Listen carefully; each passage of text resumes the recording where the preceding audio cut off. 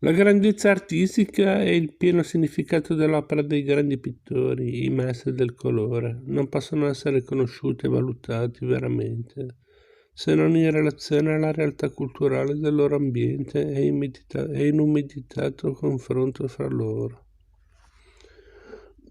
Così la storia di Europa, dal Medioevo ad oggi, non può essere compresa nella sua trama di incontri e scontri di culture diverse, senza il ricorso allo studio di quel fondamentale documento della civiltà dei popoli e del genio e della fantasia degli individui che è la pittura.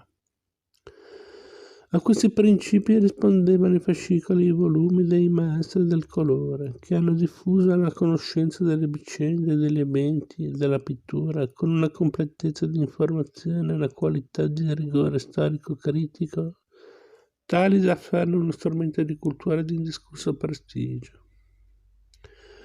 Oggi con la stessa impostazione di metodo abbiamo scelto tra quelli 100 artisti che esemplificano nella maniera più efficace i momenti più significativi e di più profonda rappresentatività dello svolgimento dell'espressione pittorica in Europa dal 1200 al nostro secolo. Una scelta quindi che non è stata condotta secondo una gerarchia di valori estetici, che sarebbe metodo opinabile e mistificante. Abbiamo invece cercato di individuare quei maestri che esprimono nella pittura momenti fondamentali e determinanti della storia e nella cui opera la qualità artistica coincide con l'apporto inventivo di nuove forme e immagini della realtà del loro tempo. Coloro cioè che hanno aperto nuove strade alle arti visive. Abbiamo cercato di testimoniare nelle grandi personalità le diverse culture locali e nazionali e le differenti interpretazioni di fenomeni ideologici e stilistici.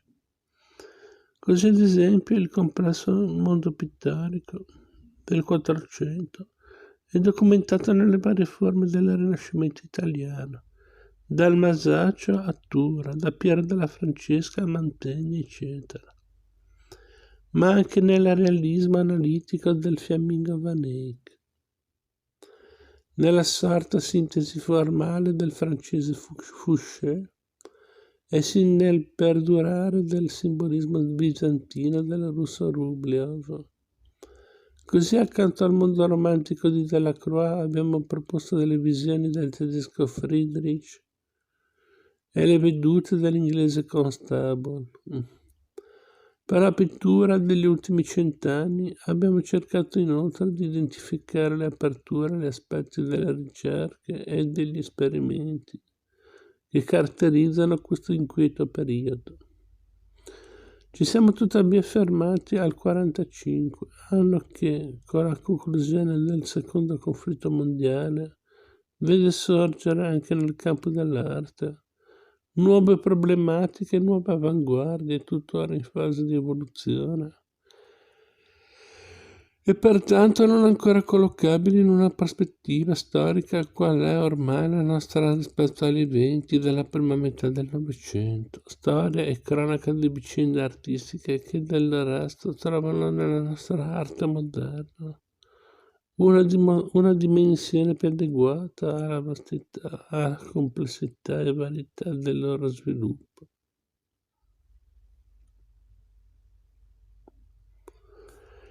Il rapporto dialettico fra i 100 maestri del colore che vengono riproposti in questa collana è il mondo artistico e sociale in cui vissero e poi ancora più spesso in evidenza in 5 fascicoli che, in forma di quaderno atlante, inquadrano la loro personalità nell'ambiente storico e culturale. In un confronto visivo di opere loro con quelle di altri artisti contemporanei o comunque collegati al corso di problemi e ricerche caratterizzanti i diversi periodi e le varie tendenze, e con sintetici testi di riferimento storico-critico. Abbiamo dato uno strumento per meglio comprendere l'apporto individuale e le radici storiche dei maestri, il loro legame con la tradizione, la loro interpretazione dell'attualità, le loro aperture sul futuro. Segue la firma che non si capisce bene. Franco Remoli, boh. Insomma, qualcosa del genere. Alla prossima.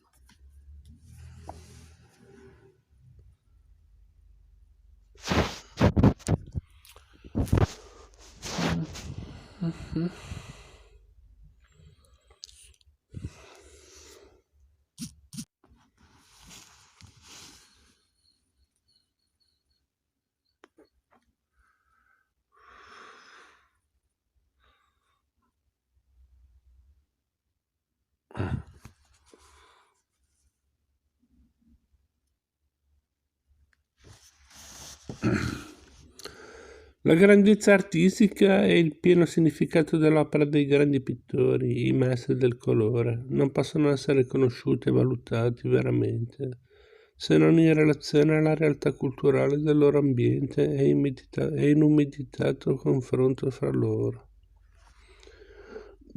Così la storia di Europa, dal Medioevo ad oggi, non può essere compresa nella sua trama di incontri e scontri di culture diverse, senza il ricorso allo studio di quel fondamentale documento della civiltà dei popoli e del genio e della fantasia degli individui che è la pittura.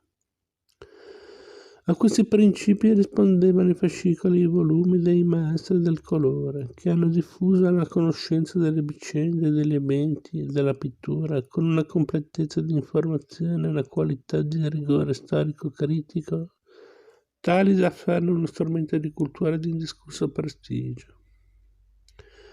Oggi, con la stessa impostazione di metodo, abbiamo scelto tra quelli i 100 artisti che esemplificano nella maniera più efficace i momenti più significativi e di più profonda rappresentatività dello svolgimento dell'espressione pittorica in Europa dal 1200 al nostro secolo.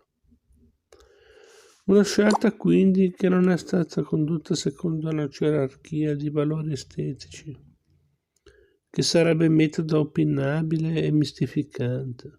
Abbiamo invece cercato di individuare quei maestri che esprimono nella pittura momenti fondamentali determinanti della storia e nella cui opera la qualità artistica coincide con l'apporto inventivo di nuove forme e immagini della realtà del loro tempo.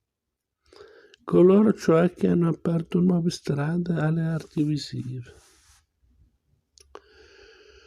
Abbiamo cercato di testimoniare nelle grandi personalità le diverse culture locali e nazionali e le differenti interpretazioni di fenomeni ideologici e stilistici. Così, ad esempio, il complesso mondo pittorico del Quattrocento è documentato nelle varie forme del Rinascimento italiano, dal Masaccio a Tura, da Piero della Francesca a Mantegna, eccetera, ma anche nel realismo analitico del Fiammingo Van Eyck, nella sorta sintesi formale del francese Fouché e nel perdurare del simbolismo bizantino del russo Rubliov. Così, accanto al mondo romantico di Delacroix, abbiamo proposto delle visioni del tedesco Friedrich e le vedute dell'inglese Constable.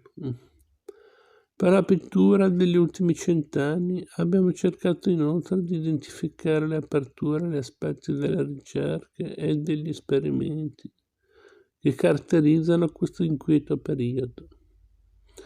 Ci siamo tuttavia fermati al 1945, anno che, con la conclusione del secondo conflitto mondiale, vede sorgere anche nel campo dell'arte nuove problematiche, nuove avanguardie, tuttora in fase di evoluzione.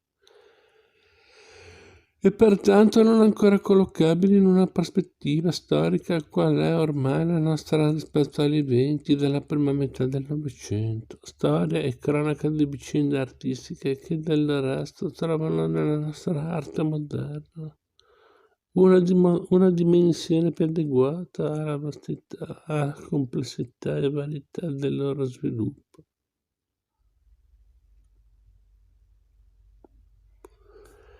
Il rapporto dialettico fra i 100 maestri del colore che vengono riproposti in questa collana e il mondo artistico e sociale in cui vissero e poi ancora più spesso in evidenza in 5 fascicoli che, in forma di quaderno atlante, inquadrano la loro personalità nell'ambiente storico e culturale. In un confronto visivo di opere loro con quelle di altri artisti contemporanei o comunque collegati al corso di problemi e ricerche caratterizzanti i diversi periodi e le varie tendenze e con sintetici testi di riferimento storico-critico, abbiamo dato uno strumento per meglio comprendere l'apporto individuale e le radici storiche dei maestri, il loro legame con la tradizione, la loro interpretazione dell'attualità, le loro aperture sul futuro. Segue la firma che non si capisce bene. Franco Remoli, boh. Insomma, qualcosa del genere. Alla prossima.